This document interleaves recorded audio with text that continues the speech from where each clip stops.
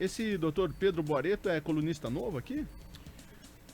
Olha, sempre chegam comentários aqui, né? Porque faz uns dias que não aparece ninguém de quinta-feira aqui.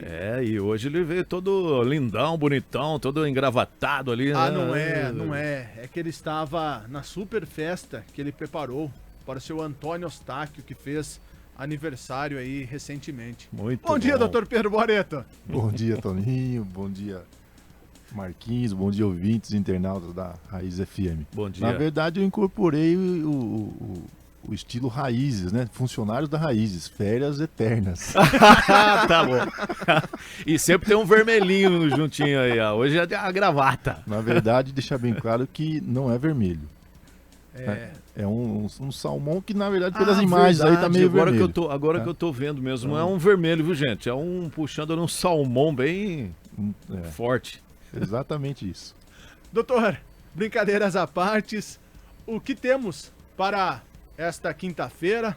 Uma semana onde tivemos também bastante polêmica no meio jurídico.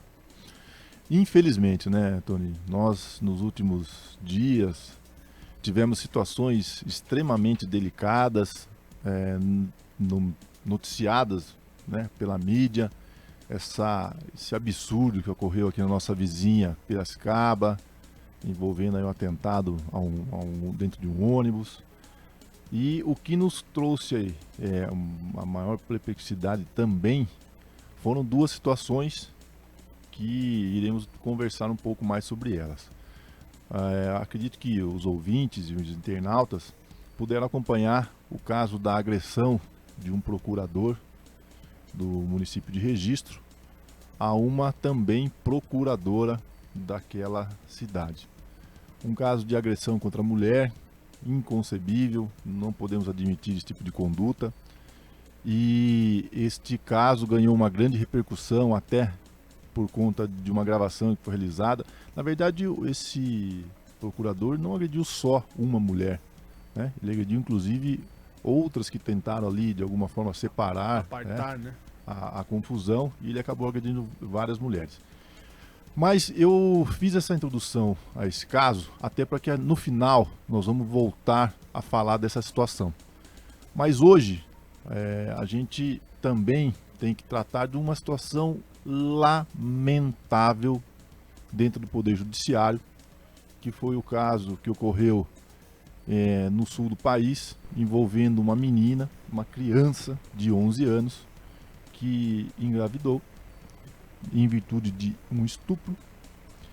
E infelizmente o Poder Judiciário não se posicionou da forma como que todos nós esperamos, né? Que é de uma forma que venha priorizar a integridade dessa menina, dessa criança, e principalmente dando o respaldo que a lei determina. A lei é muito clara ao estabelecer que as vítimas de estupro que vierem a engravidar, o aborto seria permitido para esses casos. Nós sabemos que no caso em questão a menina foi levada a um hospital e o hospital, a equipe que atendeu a menina, simplesmente se recusou em realizar o aborto, alegando que a gestação já tinha ultrapassado um limite de semanas. Deixar bem claro aqui que a lei não estabelece limite, principalmente com relação às semanas. A lei é muito clara, né? Vítimas de estupro, neste caso o aborto é permitido, independente se é uma gestação recente ou não. Como no caso que aconteceu lá no Rio Grande do Sul. Agora, procede, doutor, parece que teve até uma denúncia de que a menina estava sendo mantida pela Justiça e pelo Ministério Público do Estado lá em um abrigo, né, justamente para evitar que ela tivesse acesso a esse aborto legal, né? Inclusive o que nos causa maior revolta nessa situação toda é que a magistrada, né, que inclusive é uma juíza, e o representante do Ministério Público, eles concordaram em manter a menina em um abrigo para que se evitasse a realização do aborto legal. É uma situação extremamente grave, né? Grave, fere o princípio da dignidade da pessoa humana, né? Porque a família postulava o aborto, conseguiu uma ordem judicial. Até inclusive parece que a mãe acompanhava a menina nessa.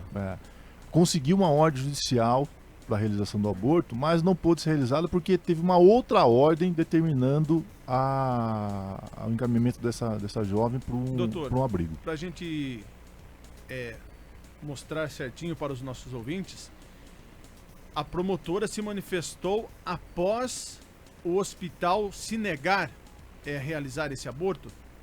Na verdade, o que aconteceu no caso em si é que a família, né, procurou o Poder Judiciário após a negativa do hospital em realizar o aborto. E aí o Poder Judiciário se manifestou nesse sentido, né, de encaminhar a criança para um abrigo. Inclusive, a imprensa tem noticiado bastante, os autos correm em segredo de justiça, mas algumas partes do processo já foram divulgadas pela imprensa. Inclusive, a imprensa noticia que a juíza teria indagado a menina de 11 anos se ela aguentaria mais um pouquinho a gestação. É uma situação extremamente lamentável dentro do Poder Judiciário. Atitudes como essa não podemos admitir atitudes como essa. E pasmem, a juíza foi promovida da comarca. Muito embora essa promoção teria essa disponibilização da promoção teria ocorrido antes do fato, mas logo após o fato a juíza aceitou a promoção e foi para uma outra comarca. É lamentável. Tenho a convicção de que se fosse com a filha de alguma dessas pessoas envolvidas, tanto a magistrada quanto os representantes do Ministério Público, com certeza o desfecho não seria o mesmo, né? Mas por se tratar de uma família até então desconhecida, o encaminhamento foi esse. Me parece que a criança já saiu do abrigo e o aborto será realizado aí nos próximos dias. Agora, por que dessa manifestação que eu fiz inicialmente, trazendo aqui, inclusive essa situação do caso que envolve o procurador? No caso do procurador, e é isso que a gente precisa refletir bastante, no caso do procurador que agrediu uma mulher, ato totalmente condenável, a entidade de classe, ou seja, a OAB, de plano instaurou procedimento ético e já pediu a suspensão preventiva desse advogado. Ou seja, o advogado já corre o risco de não poder exercer a advocacia desde já até terminar, né, o processo ético que tramita contra ele. Sendo que, inclusive, o advogado pode ser expulso da OAB São Paulo. Ele corre esse risco. Mas e a juíza? Qual que é a punição que a juíza vai sofrer nesse caso? Sabe qual é a punição, Tony Marquinhos e ouvintes? No máximo, a maior pena para essa juíza, sabe qual seria? Aposentadoria compulsória. Nossa. E olha que ela é jovem, né? Essa é a situação e essa é a nossa maior indagação. Por que todos nós somos punidos pelos nossos atos? E nesse caso, o representante do Ministério Público e da magistratura seriam punidos, né, no máximo, com uma aposentadoria compulsória. Ou seja, eles cometem um fato gravíssimo, como aconteceu lá no Rio Grande do Sul. No máximo são aposentados compulsoriamente, ou seja, nós continuamos pagando o salário de quem cometeu um fato grave como esse. Aí eu pergunto, é isso que nós esperamos? Será que existe um comprometimento dessas pessoas, né, realmente com a justiça, como essas duas pessoas envolvidas aí, a representante do Ministério Público e a juíza? Será que existe uma preocupação, olha, se eu não agir corretamente, posso perder meu emprego. Ou, não, se eu não agir corretamente, eu vou ser aposentada compulsoriamente. Mas é compulsoriamente com salário mínimo, né, doutor? Com Salário mínimo, salário bem baixo. bem baixinho, né? Tudo bem que ela não vai, né, ganhar o que de repente ela poderia ganhar até o final da carreira, como ganham, Exercendo, né? exercendo a profissão, os juízes que exercem um brilhante trabalho, né? Nós temos diversos juízes, inclusive no país, que exercem um papel brilhante dentro do Poder Judiciário. Mas, né, é uma exceção à regra? Sem sombra de dúvidas, mas nós precisamos tratar dos casos excepcionais. Só que nós precisamos de punição. Agora, não são essas brechas que existem em nossa lei que promovem esse tipo de situação? Né? Em ambos os lados aí a gente vê, né? Marquinhos, é por isso que nós precisamos, né? Tudo isso volta àquela questão que nós sempre tratamos aqui. Política. Política. As leis são criadas pelos políticos. Parece que já são feitas com aquela brecha para que, E nossa, vamos precisamos- aproveitar lá na frente disso É. daqui, ó. Vamos deixar desse jeito aí. Nós precisamos ter aí um encaminhamento totalmente oposto ao que vem acontecendo atualmente, para que nós possamos mudar a nossa realidade. Infelizmente, não se assustem se amanhã ou depois essa mesma juíza aqui do Rio Grande do Sul for nomeada aí ministra do Supremo Tribunal Federal. Muitos criticam o Supremo, mas as regras estabelecidas é que estão equivocadas. Quem estabelece as regras? Quem estabelece as leis? Então é preciso ter uma reflexão, porque é muito simples só criticar. Mas eu critico o Supremo, eu critico o Poder Judiciário. Mas será que não está na hora da gente mudar essas regras? Será que os políticos, né, não poderiam aí se debruçar e dar uma atenção especial para que nós mudássemos um pouco essa realidade? Para que realmente no nosso Supremo nós tivéssemos aí pessoas totalmente gabaritadas e que passassem por um processo seletivo, né, condizente com a função que vai exercer. É a corte máxima do nosso país. A decisão final de tudo que possa acontecer nesse país pode parar no Supremo. Eles, né, ali são a última voz. Agora resta saber para quem interessa nessa reforma, né? Seria a reforma jurídica. Na verdade, é uma reforma legislativa estabelecendo novos critérios, né, para preenchimento dessas vagas e também trazendo aí para o próprio Poder Judiciário uma punição mais efetiva do que simplesmente uma aposentadoria compulsória. Né? Nós não podemos A pessoa mais precisa sentir, né? aturar, Punição. né? Só o prejudicado de toda essa história, quem que é? O povo. Só o povo. Só se colocar no lugar, no caso dessa família, né? Da menina, da mãe ali. Exatamente. Se tivesse acontecendo com a gente, né? Só dessa forma a gente consegue mensurar o tamanho, né, do problema, né, que tá aí na nossa frente, né? Exatamente, o problema maior é esse. Acho que nesse caso específico é uma questão de humanidade, né? De respeito, principalmente à vontade da família. E nós não podemos mais tolerar e consentir com situações como essa dentro de um poder judiciário que deve ser exemplo, né? O exemplo deve partir do próprio Poder Judiciário. Exatamente. Doutor, só para a gente finalizar, a gente também falou um pouquinho sobre a procuradora aqui na cidade de Registro, no interior aqui de São Paulo, que foi agredida. Inclusive, nós temos imagens dessa procuradora, como ela ficou após a agressão. E nesse momento o procurador está sendo procurado pela justiça também, né? Exatamente, saiu a ordem de prisão para esse procurador, né? E até o momento ele não foi localizado. É uma cena muito chocante, lamentável, e esperamos que seja um marco. Esse fato em si seja um marco. Que isso não ocorra única e simplesmente porque foi um fato que repercutiu e muito no país, né? A imprensa toda cobriu esses fatos, redes sociais, né? Diversos vídeos foram divulgados, né? E que isso também não ocorra só porque se trata de uma procuradora. Isso tem que ocorrer porque se trata de agressão contra a mulher, independente da função ou cargo que essa mulher ocupe. Se é uma dona de casa, se é uma empregada doméstica, sem demérito qualquer profissão ou função, né? Nós precisamos tratar, é o gênero, é a violência contra a mulher. É isso que precisa ser combatido.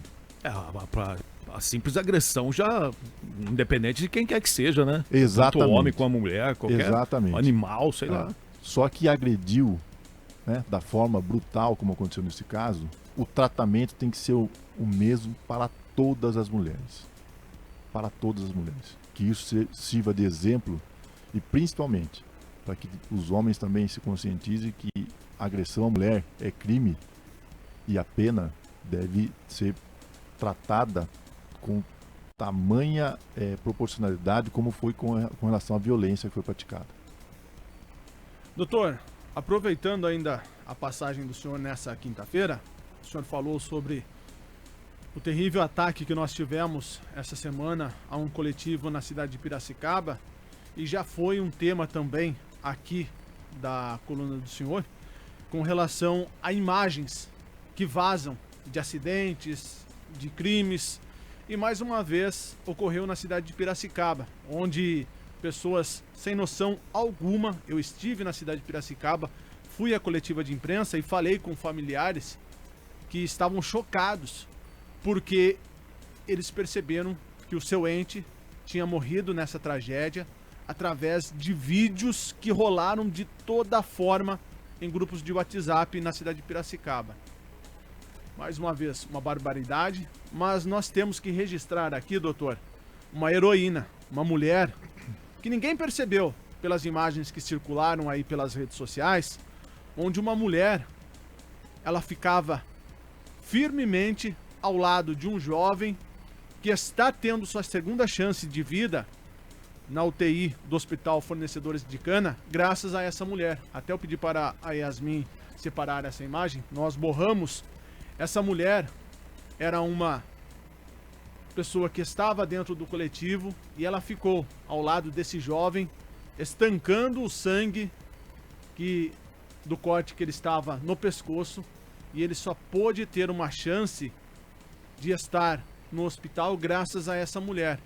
Coisas assim, muitas vezes passam despercebido pela população, pela imprensa, mas nós tivemos essa guerreira que não conhecia esse jovem de modo algum,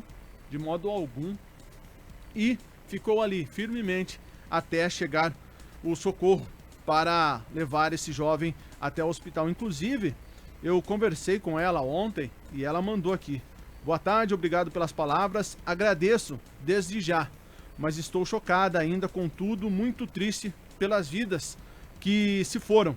Não estou preparada no momento para falar sobre isso publicamente.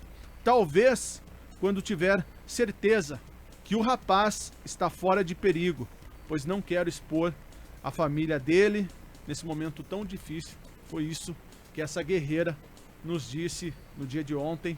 Graças a ela, esse rapaz está podendo ter uma chance de vida, e deixamos aqui o nosso repúdio pelas pessoas, né, que soltam as imagens de qualquer forma.